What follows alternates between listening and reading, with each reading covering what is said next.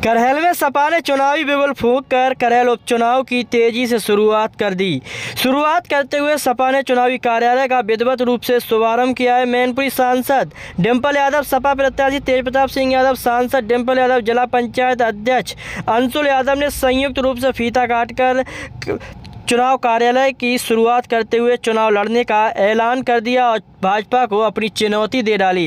करहल में मैनपुरी रोड स्थित सपा का चुनावी कार्यालय का उद्घाटन करने पहुंची सपा सांसद डिम्पल यादव ने फीता काटकर शुभारंभ किया। इस दौरान सपा कार्यकर्ताओं व पदाधिकारियों ने फूल मालाओं से लादकर अंगवस्त्र स्मृति चिन्ह देकर भव्य स्वागत सत्कार किया। इस दौरान सांसद डिम्पल यादव ने कार्यकर्ताओं को संबोधित करते हुए करहल उपचुनाव के लिए हवा भरी और अपनी कड़ी चेतावनी भी दे डाली। सांसद डिम्पल यादव ने कार्यकर्ताओं को चेतावनी देते हुए कहा कि हर बूथ की लिस्ट हमारे पास है और किसी भी बूथ पर सपा हारनी नहीं चाहिए और अगर हारी तो समीक्षा में सबकी की जाएगी। सांसद डिम्पल यादव की चेतावनी के बाद कार्यकर्ताओं में एक बड़ा जोश दिखाई दिया और चुनावी कार्यालय का आगाज करते हुए चुनाव का आगाज कर दिया। इस पूरे कार्यक्रम को लेकर सपा सांसद डिम्पल यादव ने कार्यकर्ताओं को संबोधित करते हुए क्या नसीहत दी और क्या चेतावनी दी, आइए हम आपको सबसे पहले वह वीडियो सुनवाते हैं। आइए सुनते हैं क्या कुछ कहती नजर आई सांसद डिम्पल यादव कार्यकर्ताओं को संबोधित करते हुए।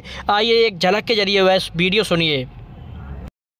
इनकी जीत निश्चित थी, लेकिन इन्हें प्रशासन द्वारा हराया गया।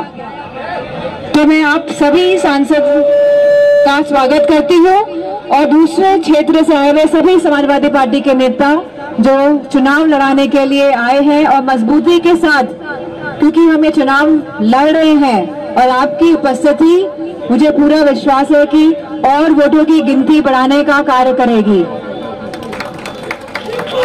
आप लोग बैठ जाइए, उधर भी लोग हैं ना, क्योंकि बैठ जाइए। 2022 में जिस तरह मैनपुरी की जनता ने और करहल के सभी लोगों ने नेताजी का मान सम्मान बढ़ाने का जो काम किया, और मैं समझती हूँ नेताजी का लगातार आशीर्वाद हम सभी पे कायम है। और जिस तरह के चुनाव परिणाम 2024 में आए, तो अब बताइए क्या परिणाम आए और क्या कहा गया था कि 80 में से 80 सीटें आ रही हैं, लेकिन लगातार ये भारतीय जनता पार्टी झूठ फैलाने का काम करती है।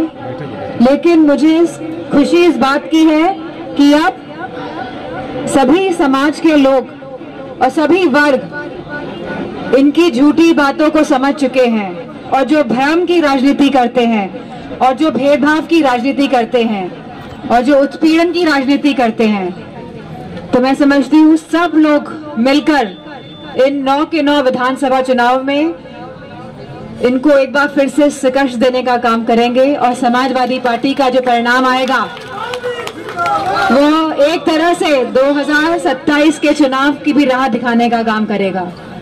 और क्योंकि लगातार चुनाव हो रहे हैं मैनपुरी में और करहल विधानसभा क्षेत्र में, तो कोई कमी भी नहीं रहेगी और अगर कोई कमी रहती है तो उसका आकलन बड़ी गंभीरता के साथ किया जाएगा कि कोई भी बूथ में अगर कहीं भी कमी रहती है, क्योंकि हमें पता है कि किन बूथों में वोट पड़ा है, किन बूथों में वोट नहीं पड़ा है। और यहाँ करहल की जो विधानसभा की जो सीट का जो चुनाव होने जा रहा है, ये बहुत ही महत्वपूर्ण चुनाव है हम सभी के लिए, क्योंकि कहीं ना कहीं पूरे प्रदेश और देश को भी ये संदेश देने का काम करेगा यह चुनाव।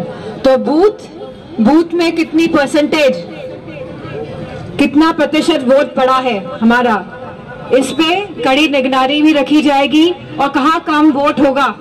वैसे तो मुझे पूरी उम्मीद है कि पूरे हमारे कार्यकर्ता, हमारा संगठन, सभी लोग एकजुट होके इसमें कार्य करेंगे और मुझे पूरा भरोसा है कि करहल से हम ऐतिहासिक जीत हासिल करेंगे। इन्हीं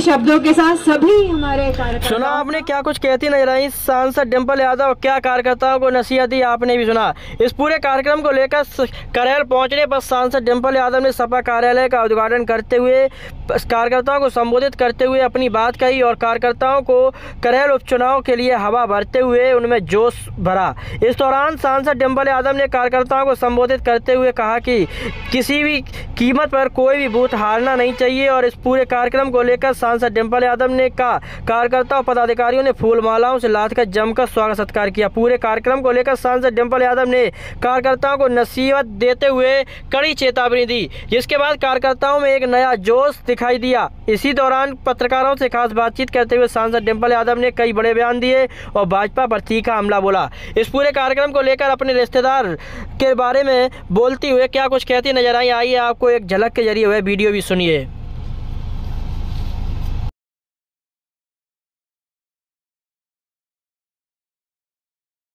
पीडीए फार्मूला भाजपा को बहुत ज्यादा पसंद आ गया। आजकल पीडीए की बात बहुत ज्यादा कर रहे हैं, क्या कहेंगे? पार्टी के विचारधारा और जो सभी समाज को थोड़ी ऊपर करो, कहीं ना कहीं ये लोग बात करेंगे लेकिन कोई कार्य नहीं करेंगे।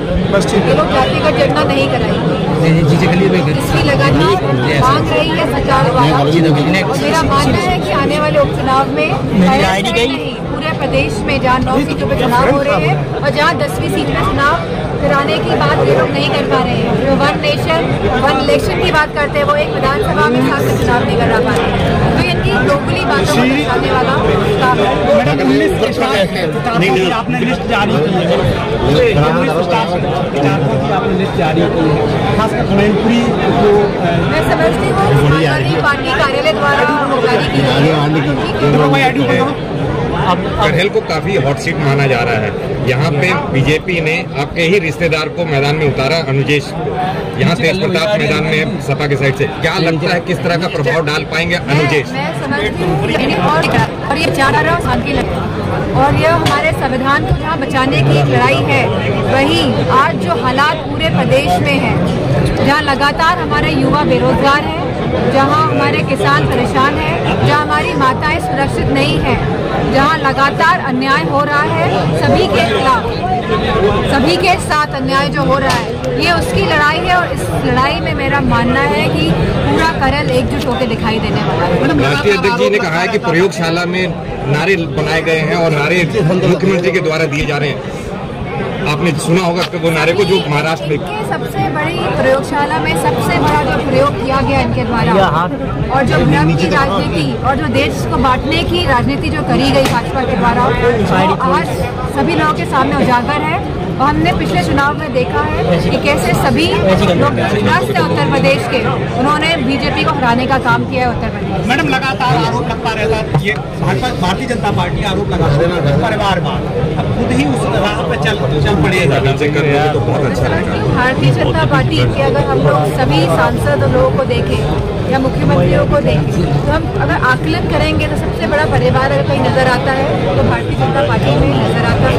और ये जैसे मैंने पहले ही कहा कि एनडीए वर्सेस पीडीए की लड़ाई और मजबूती के साथ पीडीए लड़ेगा लड़ाई। उत्तर प्रदेश के सीएम ने एक निर्देश जारी किया है, खासकर डीएमओ कमिश्नर के लिए, कि जमा ऋण और या इस तरीके के उद्योगों को जो जिलाधिकारी या कमिश्नर सबसे ज्यादा उनके यहाँ आएंगे, उनको रैंकिंग के आधार पर वो दी जाएगी। मैं समझती हूँ जहाँ हजारों करोड़ रुपए की बात हुई थी कि निवेश आ रहा है प्रदेश में, MOU साइन हुए थे लाखों करोड़ रुपए के, तो आज उन MOUs का क्या स्थिति है?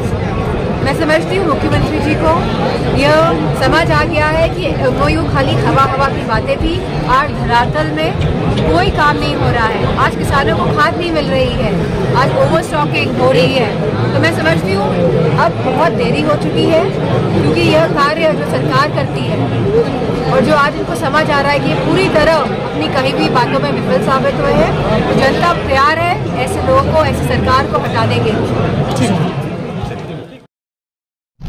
पूरे कार्यक्रम को लेकर क्या कुछ कहा आपने भी सुना। इसी के साथ देखते रहिए ऋषि मुनि न्यूज़। साथ ही ऐसी खबरों को देखने के लिए जुड़े रहिए हमारे ऋषि मुनि न्यूज़ के साथ, ताकि ऐसी हर खबर पहुंचती रहे आप तक।